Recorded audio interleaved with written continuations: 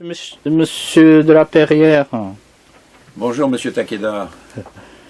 Et donc, je voudrais bien que vous parliez un peu du dernier grand maître de peintre français de notre temps, qui est Monsieur Michel Henry, parce que vous le connaissez depuis une trentaine, quarantaine d'années, que vous êtes le témoin qu'il est un des meilleurs peintres du XXe siècle et même au XXIe siècle en France.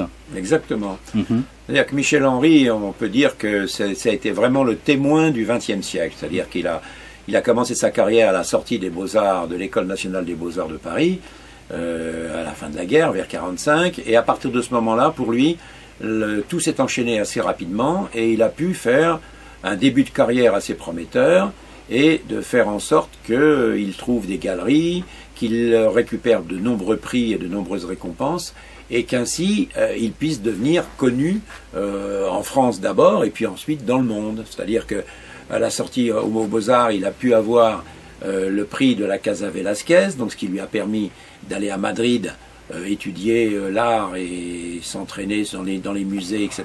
pendant, je crois, 2 ans.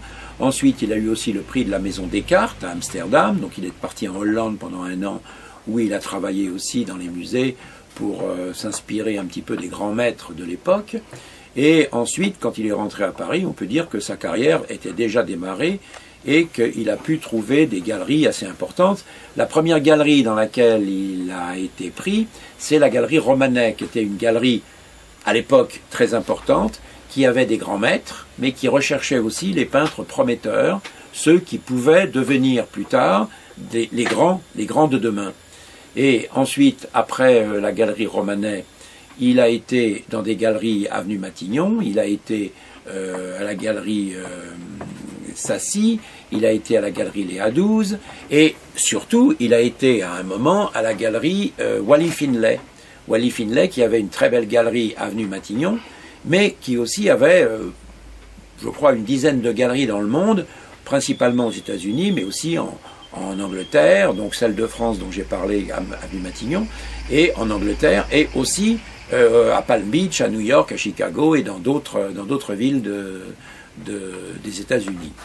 Et c'est un petit peu ça qui l'a fait connaître dans le monde entier, puisque les Américains, comme Michel Henry représente souvent des paysages avec beaucoup de coquelicots, les Américains l'avaient reçu une fois dans une ville lors d'une exposition avec des banderoles sur lesquelles il y avait marqué The King of Poppies, ce qui veut dire le roi des coquelicots.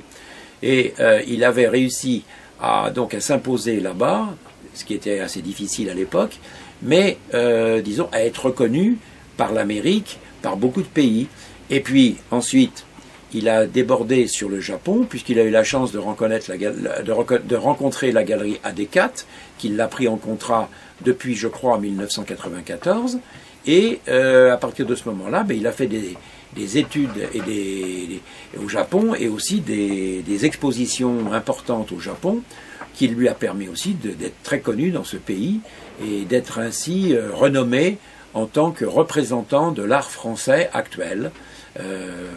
On peut dire qu'il était dans certaines galeries avec des gens comme Catelin, comme Cassignol, comme Brasilier, etc. C'est un petit peu la même époque, la même tendance.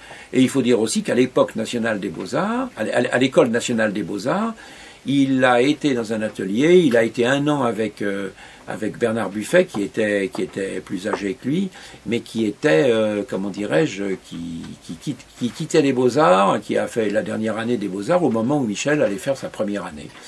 Donc, on peut dire vraiment que Michel Henry fait partie de ces peintres qui ont marqué l'époque et qui ont fait en sorte que l'art français ne soit pas, je dirais, oublié ou sous-estimé à l'étranger.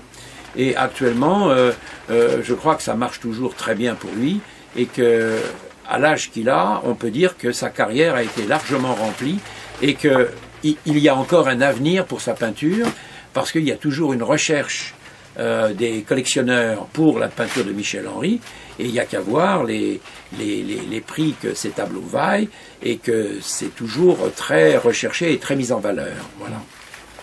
Ok, merci Monsieur de la Paire. Et j'ai reçu il y a quelques mois un jeune peintre français qui m'a dit que actuellement Bernard Vieux fait partie, et Catalan est partie, et seul Michel Henry et quelques-uns d'autres qui sont des grands maîtres du XXe siècle. Oui. C'est-à-dire qu'on peut dire sous forme de boutade, c'est que Michel Henry fait partie de ces dinosaures qui restent encore aujourd'hui, qui font partie de la grande époque de l'art. Voilà. On peut dire que c'est un maître vraiment de l'art du XXe siècle. Et il fait vraiment partie de toute cette kyrielle de peintres qui ne sont plus là, comme vous le disiez, qui ne sont plus là aujourd'hui, mais qui ont été vraiment les fers de lance de l'art français, en France comme à l'étranger. Et Michel Henry fait partie de ces peintres qui restent et qui, à mon avis, resteront non seulement dans les mémoires, mais chez les collectionneurs, et qui resteront dans la reconnaissance de l'art français. Merci beaucoup, Monsieur de la Perrière. À bientôt. À bientôt.